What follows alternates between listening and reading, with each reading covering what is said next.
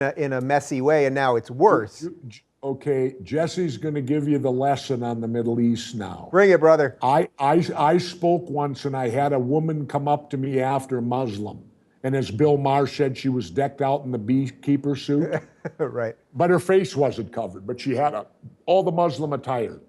Young woman. She walked up to me when I was done speaking, and she said to me this. She said, "You understand the Middle East. Why doesn't anyone else here?" And now I'm going to explain it to you. What you have in the Middle East today is blowback. It is blowback from colonialism. You have to go way back to then.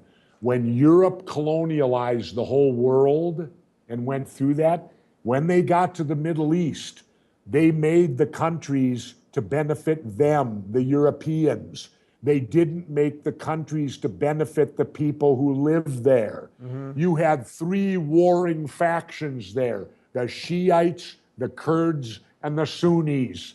Rather than giving them all their own country, they put all three of them in every country. Yeah. So the wars continued on and on inside the borders of the countries. So the only way the countries could be governed was by a dictator.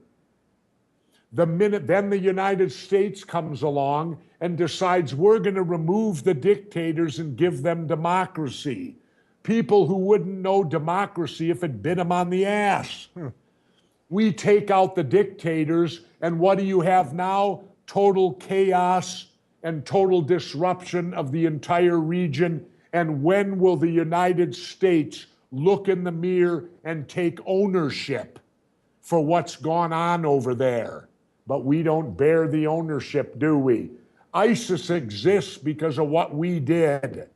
We went into Iraq, and you got Bush and Cheney, who never went to war, running the op, right? Well, anybody with any knowledge will tell you, you don't disband the military like we did. We put them in unemployment. Right. Bremer went over there and kicked them out the door. Well, they then went up and formed and became ISIS.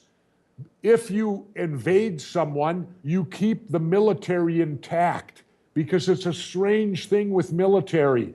Military will follow who's ever in charge. That way you got the whole Iraqi army is still on the payroll. They can feed their families. They're going to do what you want them to do. Instead, George Bush and Dick Cheney and Bremer cut them loose. Yeah. And now we won't take responsibility. We created ISIS.